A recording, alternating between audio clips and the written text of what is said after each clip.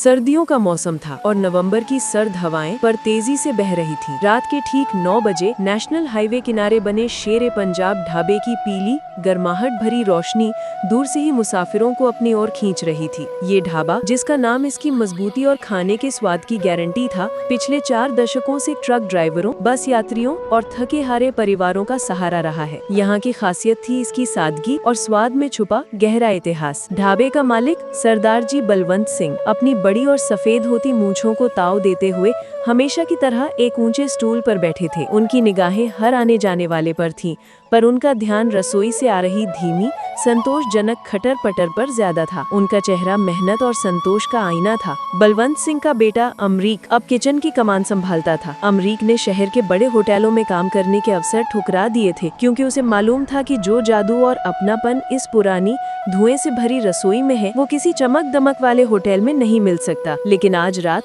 अमरीक थोड़ा व्यचलित था। पिताजी, अमरीक ने धीमे से कहा, आज रात राहुल आ रहा है। बलवंत सिंह ने अपनी छाती पर हाथ फेरा और पूछा, कौन राहुल? कोई मंत्री का बेटा है क्या? नहीं पिताजी, वो फूड ब्लॉगर है, सोशल मीडिया पर बहुत मशहूर है। लोग कहते हैं कि वो खाने में छोटी छोटी कमियां भी निकालता है और उसकी एक बुरी रिव्यू से अच्छे खासे रेस्टोरेंट का धंधा चौपट हो जाता है। अमरीक के माथे पर चिंता की लकीरें थी। ढाबे की पहचान उनका ढाबा स्टाइल पनीर मसाला था और अमरीक को डर था कि कहीं राहुल उनके इस गौरव पर सवाल न उठा दे। बलवंत सिंह जोर से हंसे। उनकी हंसी की गूंज कढ़ाई के शोर को भी दबा गई। डर मत मेरे शेर, ये ढाबा किसी फैंसी प्रेजेंटेशन से नहीं चलता, ये चलता है सच्चाई से। मसालों को दिल से मिलाएगा तो राहुल क्या, खुद भगवान भी तारीफ करेंगे। तू जा और आज अपनी परंपरा का स्वाद बना। अमरीक ने अपने पिता की बात पर भरोसा किया। उसने गहरे सांस ली और उस मास्टरपीस को बनाने की तैयारी शुरू की, जो उनके परिवार की विरासत थी।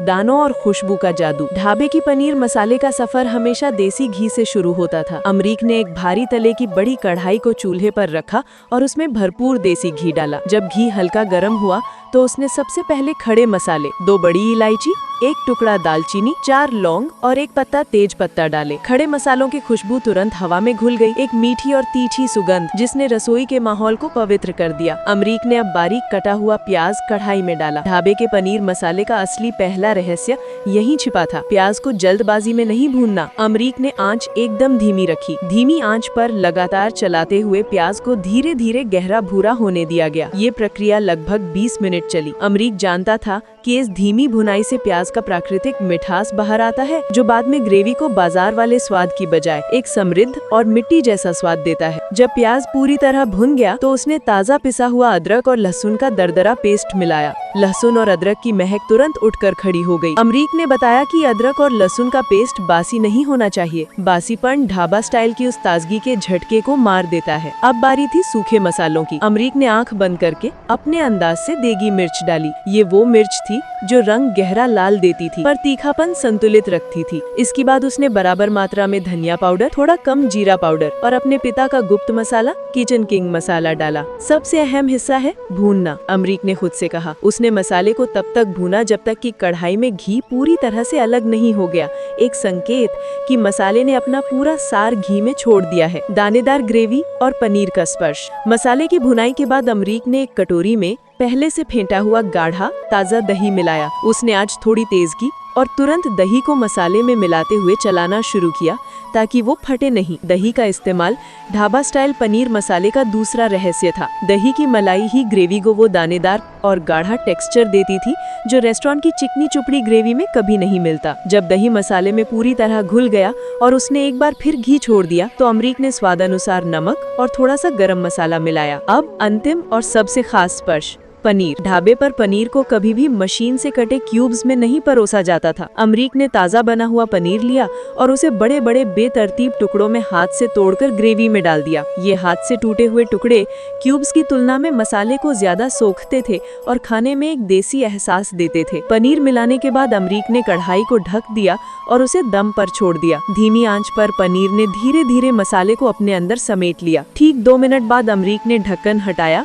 उसने हथेली में थोड़ी सी कसूरी मेथी ली और उसे मसलकर ऊपर से छिड़का और अंत में ढेर सारा बारीक कटा हुआ हरा धनिया। ढाबा स्टाइल पनीर मसाला अपनी पूरी महिमा और महक के साथ तैयार था। सच्चाई की जीत। ठीक उसे पल राहुल अपने विशाल कैमरे और चमकदार स्टैंड के साथ ढाबे में दाखिल हुआ। अमरीक का दिल जोरों से धड़क रहा था। राहुल ने विनम्रता से वही डिश ऑर्डर की, ढाबा स्टाइल पनीर मसाला और 2 गर्मा गर्म तंदूरी पराठे जिन पर मक्खन तैर रहा था।